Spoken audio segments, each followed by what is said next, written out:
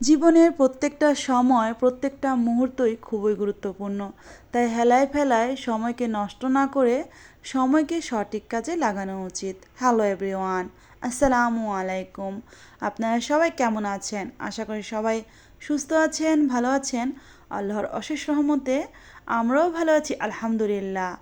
যেই প্রিয় প্রিয় আপু ও ভাইয়ারা দেশ এবং দেশের বাইরে থেকে আমার ভিডিওটা দেখতে শুরু করেছেন, সবাই একটা লাইক দিয়ে পুরোটা ভিডিও কন্টিনিউ করবেন। আশা করি পুরোটা ব্লগই আপনাদের খুব ভালো লাগবে। গতকাল বিকেলবেলা একটু মুদাসিরকে নিয়ে বাইরে গিয়েছিলাম। শখের কিছু মাটির হাঁড়ি কিনে এনেছি, তো সেইগুলোই কিন্তু এখন প্রথম আপনাদের সাথে শেয়ার করছি। পবিত্র ঈদুল আজহা আর কিন্তু বেশি দেরি নেই, খুব কাছেই চলে আসছে। তাই পবিত্র ঈদুল আজহা উপলক্ষে কয়েকটা শখের মাটির হাঁড়ি কিনে নিয়ে আসলাম। আর এই শখের মাটির হাঁড়িগুলো আমার কয়েকদিন আগেই কিনানোর খুব ইচ্ছে ছিল, তবে আজকে মুদাসিরকে নিয়ে বাইরে গতকাল বাইরে নিয়ে যাওয়ার পরই এই হাঁড়িগুলো দেখলাম এসেছে, তাই নিয়ে আসলাম। তো এগুলো হচ্ছে তরকারি পাতিল, বিশেষ করে একই রকম দুইটা দেখতে পাচ্ছেন। তো একটা একটু বড়, আরেকটা একটু ছোট। আর এটা হচ্ছে হান্ডি বিফ রান্না করার জন্য এই পাতিলটা নিয়েছি। ইচ্ছে করলে এটার মধ্যে ভাতও রান্না করা যাবে।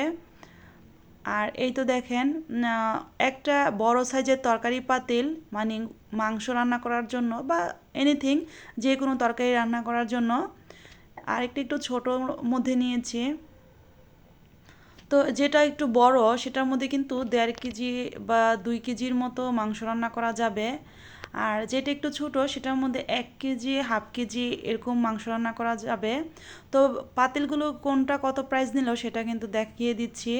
আসলে এই পাতিলগুলো যেই মাটির হাঁড়ির দোকানে বিক্রি করছিল, তো সেখানে কিন্তু তারা রেটটা লিখে দিয়েছে, তবে এই হাঁড়িটার মধ্যে রেটটা লেখা নেই। এইটা নিয়েছে 100 টাকা, আর মাঝখানেটা নিয়েছে 150 টাকা। আর হান্ডি বিফ রান্না করার জন্য যে পাতিলটা নিয়েছি সেটাও 100 টাকা নিয়েছে। তো এই পাতিলগুলো আমি অনলাইনে অর্ডার করতে চেয়েছিলাম। অনলাইনে অর্ডার করলে দেখেছিলাম যে প্রত্যেকটা পাতিলের কিন্তু তারা ডবল ডবল প্রাইস বলছিল। তো আমি যেহেতু দোকান থেকে নিয়েছি, একটু কমের মধ্যে কিন্তু নিতে পেরেছি। তো এই তো, আর সকালবেলা, পরের দিন সকালবেলা দেখেন কত বৃষ্টি পড়ছে। এখন কয়েকদিন যাবৎ সকাল হলেই বৃষ্টি, সারা রাত বৃষ্টি পড়ে। সকালবেলাও বৃষ্টি পড়ে, একটু দুপুরের দিকে বৃষ্টিটা একটু কমে যায়। বৃষ্টি ভালো লাগে, তবে অতিরিক্ত বৃষ্টি কিন্তু ভালো লাগে না। আর বৃষ্টির দিনগুলোতে ঢাকা শহরের মানুষগুলো যারা বাইরে যাতায়াত করে তাদের জন্য খুবই কষ্ট হয়ে যায়। আমরা যেহেতু ফ্ল্যাটের ভিতর থাকি, আমাদের কাছে বৃষ্টির দিনগুলো ভালোই লাগে। রুমের ভিতর খাওয়া দাওয়া, সকল কাজ রুমের ভিতর। তো এই তো সকালবেলা আমি আপনাদেরকে একটু বৃষ্টি যে পড়ছিল সেই দৃশ্যটা দেখাচ্ছিলাম, যে কত সুন্দর বৃষ্টি। আর এই তো দেখেন, রুমে চলে এসেছি। মুদাসের বাবা কিন্তু এই বৃষ্টির মধ্যেও বাইরে গিয়েছিল, আর বাইরে গিয়ে পরোটা নিয়ে এসেছে, সাথে ডাল ভাজি আর মাছ নিয়ে এসেছে, যেটা আমি একটু পর আপনাদের সাথে শেয়ার করব। তো এখন আমরা সকালের নাস্তাটা করে নিব অফ ক্যামেরায়। সারাদিন সংসারের কাজ, বাড়ি ঘরের কাজ সব কিছু নিয়ে কিন্তু আমরা গৃহিণীরা ব্যস্ত থাকি। আর সংসারে কার কী পছন্দ, কে কোনটা খেতে পছন্দ করে, এগুলি নিয়ে কিন্তু আমরা ব্যস্ত থাকি। কিন্তু দিন শেষে দেখা যায় যে যখন ভাবি আমরা কিন্তু এই দুনিয়ার বুকে মেহমান হিসেবে এসেছি, আমাদের কিন্তু চিরস্থায়ী জায়গা হচ্ছে আখেরাত। ভিডিও শুরুতেই বলেছি সময়কে আসলে সঠিক ব্যবহার করা উচিত, সময়কে সঠিক কাজে লাগানো উচিত। হেলায় ফেলায় জীবনে অনেকটা সময় কিন্তু চলে গেল। এখনও যদি সময়কে সঠিক কাজে না লাগায়, এরপর কিন্তু আমাদের হাতে আর কোনো সময় থাকবে না। দিন শেষে আমাদেরকে কিন্তু ভাবতে হবে যে আমাদের দিনগুলো কিভাবে শেষ হয়ে গেল, কিছুই করতে পারলাম না আখিরাতের জন্য। তাই একটা বয়সে আমাদের নিজেকে নিয়ে আফসোস করার চাইতে এখনই সময়কে সঠিক কাজে লাগিয়ে 5 ওয়াক্ত নামাজ পড়ে, আল্লাহর ইবাদত করে, আল্লাহর জিকির আজগার করে আমাদের সময়টা কাজে লাগানো উচিত।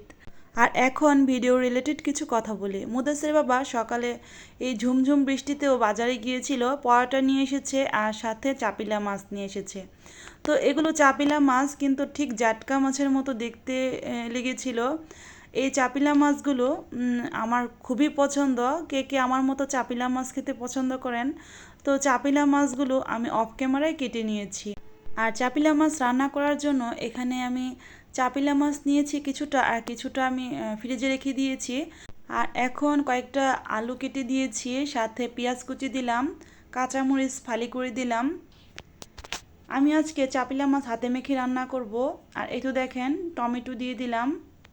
হাতে মেখে চাপিলা মাছ রান্না করলে এর যে ঘ্রাণটা বের হয়, দেখবেন খুবই সুন্দর একটা ফ্লেভার আসে। আর এই চাপিলা মাছের ঝোল দিয়ে পুরো 2টা প্লেট ভাত অনায়াসে খেয়ে নেওয়া যায়। আর এই তো সামান্য পরিমাণ আদা রসুনের পেস্ট দিয়ে দিলাম, আর হলুদের গুঁড়া দিয়ে দিলাম,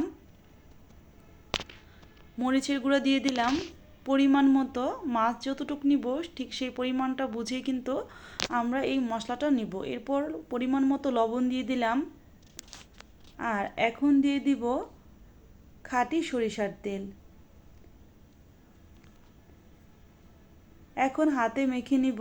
আর হাতে মেখে রান্নার স্বাদ যে কি, আমার আপুরা কিন্তু আমার চাইতে অনেক ভালো জানেন। আমার প্রিয় প্রিয় আপুরা যে মজার মজার রেসিপিগুলো শেয়ার করেন, আমার কিন্তু ভীষণ ভালো লাগে। আর খুবই লোভনীয় রেসিপিগুলো, আমার আপুদের রেসিপি দেখতে আমার ভীষণ রকমের ভালো লাগে।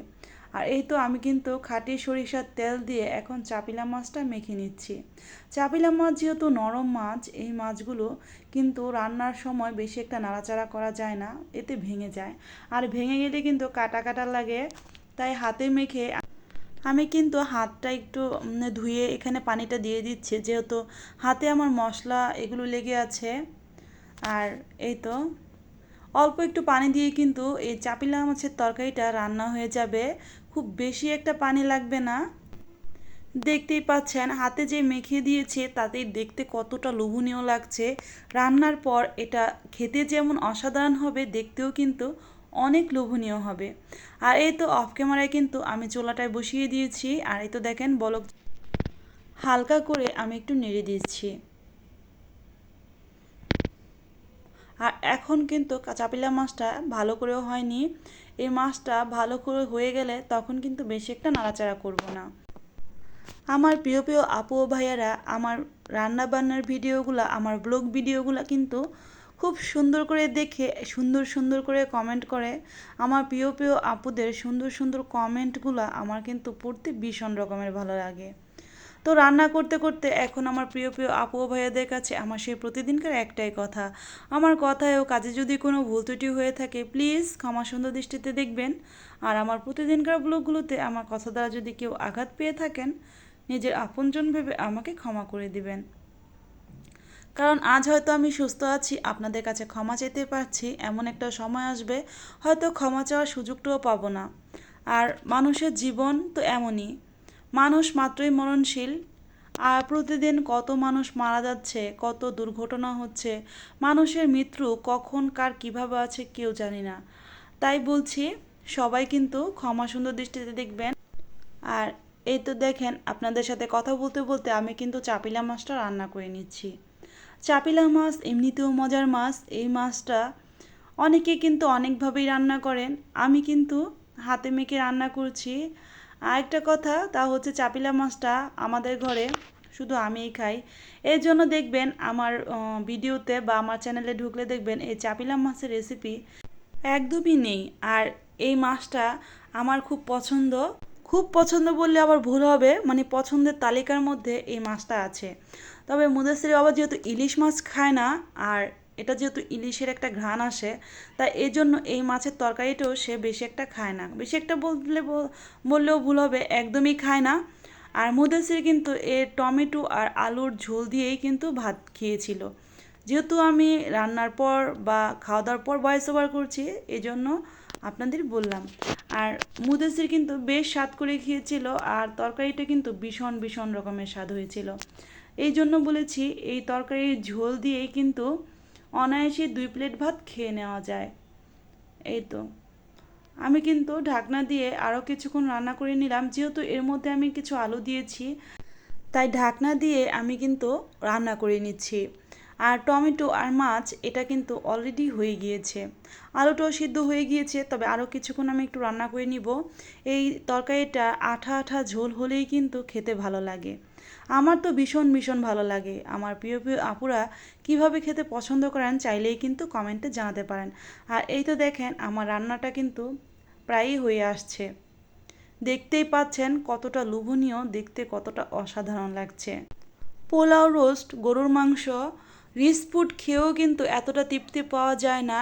ছোট মাছের ঝোল দিয়ে ভাত খাওয়ার তৃপ্তি কিন্তু তার থেকে অনেক বেশি। আর এই তো রান্নাটা কিন্তু প্রায়ই হয়ে আসছে, দেখতেই পাচ্ছেন ঝোলটা কেমন মাখো মাখো, আঠা আঠা হয়ে আসছে। আর এই তো দেখেন রান্নাটা কিন্তু প্রায়ই শেষ মুহূর্তে।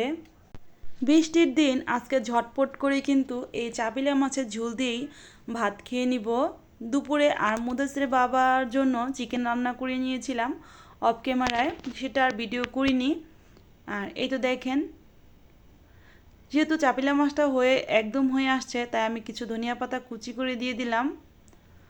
আর একটু ধনিয়া পাতা না দিলে কেমন যেন আমার কাছে ভালোই লাগে না, কারণ ধনিয়া পাতা কুচি দিলে কিন্তু মাছের ঝোল খেতে আরও বেশি ভালো লাগে। এখন কিন্তু রান্নাটা প্রায় হয়ে গেছে, একটা ঢাকনা দিয়ে ঢেকে আরও কিছুক্ষণ রান্না করে নিব, এরপর গ্যাসটা অফ করে দিব। তো আপনাদের সাথে কথা বলতে বলতে আমি কিন্তু ভিডিওর প্রায় শেষ পর্যায়ে চলে এসেছি। সবাই ভালো থাকবেন, সুস্থ থাকবেন, 5 ওয়াক্ত নামাজ আদায় করবেন, আমাদের জন্য দোয়া করবেন, আমরাও আপনাদের জন্য দোয়া করব। আসসালামু আলাইকুম, আল্লাহ হাফিজ।